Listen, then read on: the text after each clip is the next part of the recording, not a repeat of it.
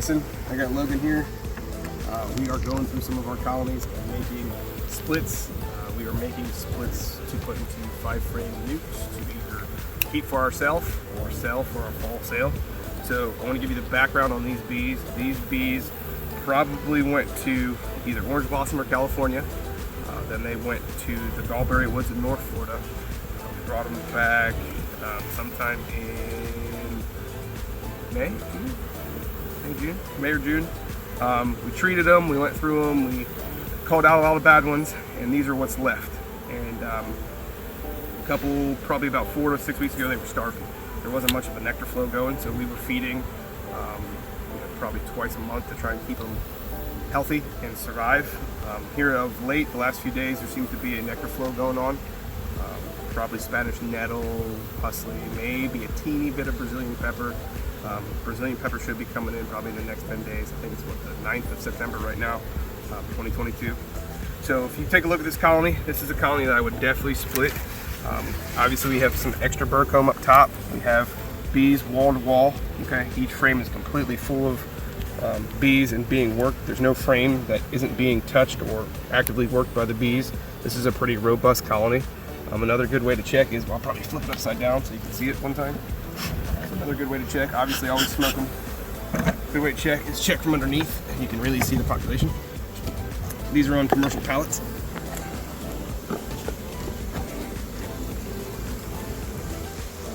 So underneath, the thing is loaded with bees. A lot of these we're starting to see beginnings of swarm cells. This is just burr comb, extra comb.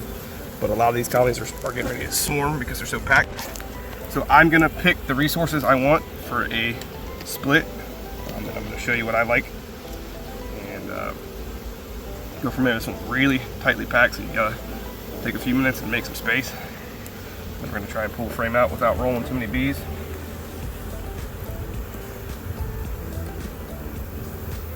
These are acorn plastic frames, these black ones. We use quite a bit of them.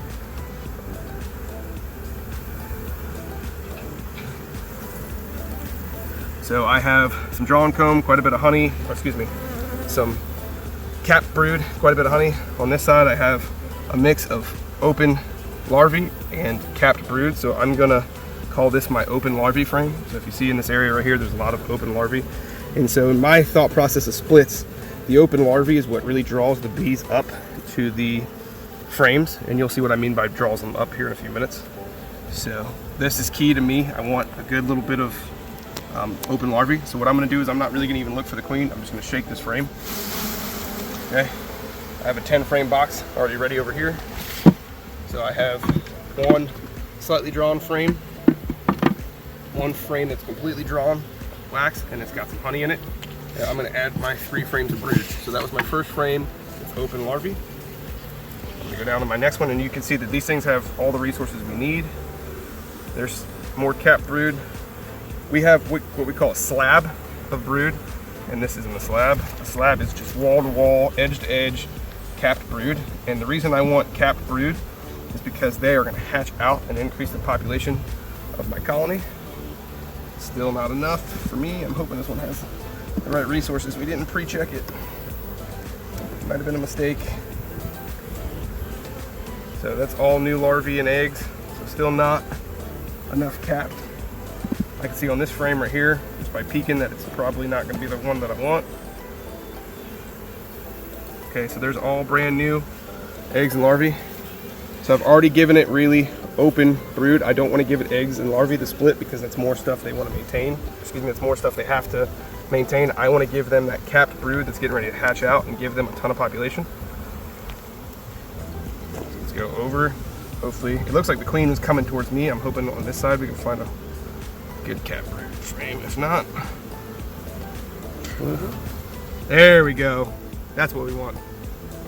So all those dark colored leathery type looking cells are pupating larvae. They're getting ready to hatch out and become worker bees, and that's what we need to populate our split. So I'm gonna shake, I'm not even looking for the queen, shake it down below, shake all the bees, put this one over, trim off that extra burr comb. These acorn frames are a lot easier to trim the wax off the top. So we need one more frame. I didn't check this one.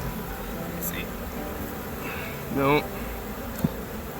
So unfortunately we might have to get one frame of capped brood from another colony, or just take one of those newer frames.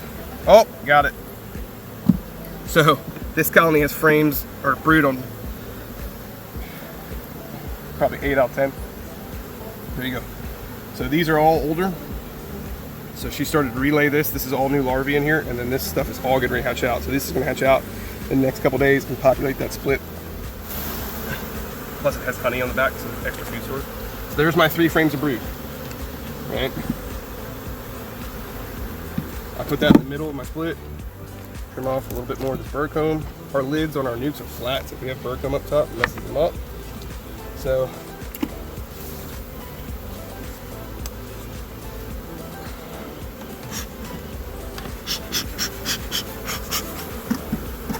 smoke, keep them calm. It's got some wax in here, turn that off. They'll carry that out the front door. So I'm gonna kind of arrange this how I want. This is gonna be, that's actually brood. Everything's gonna be brood. So I'm gonna kind of push these over. I'm gonna take a nice frame of drawn comb and I'm gonna put this right in the middle, okay? And what that's gonna do is that's gonna allow the mother queen, because she's down below because we shook her off all the frames, to lay automatically in that nice drawn comb. So in 21 days, the bees that I'm taking from this colony will probably already be repopulated.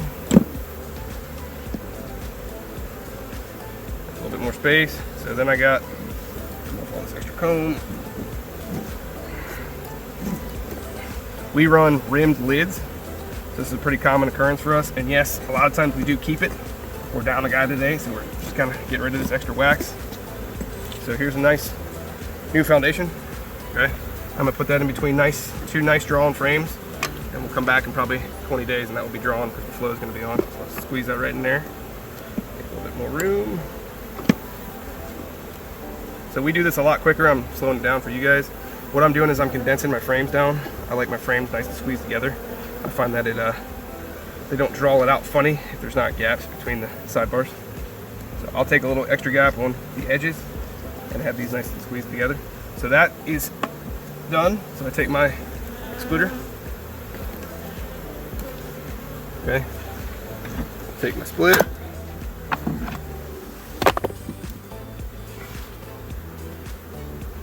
put it down, okay, it's nice and easy.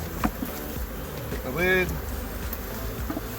shake off any extra bees on the lid, make sure the queen's not on, queen wasn't on there, shake off anything extra. So I'm marking this pink, that it's been split, so I know when I come back. Obviously there's a deep on it, but when we take the split away and put it in a nuke, we're going to take this box away in the excluder, and I want this mark here to tell me that I split this colony. So in 2 weeks, when I go through this yard again, I can be like, man, we split this colony and it's already raging again. So let's look at another one over here. This is a colony pretty well honey bound. You can see that this needed to be split or needed a box probably 2 weeks ago. Welcome to commercial beekeeping, the business of being perpetually behind. I think that probably goes with most agriculture businesses, but beekeeping specifically, you're always chasing your tail trying to get everything done. And you can see this one's the same way.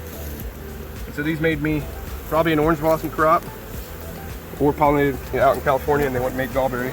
And this is what they look like after some TLC.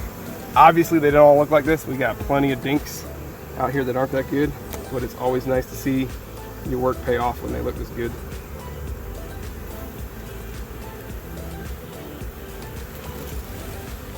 We'll do another one.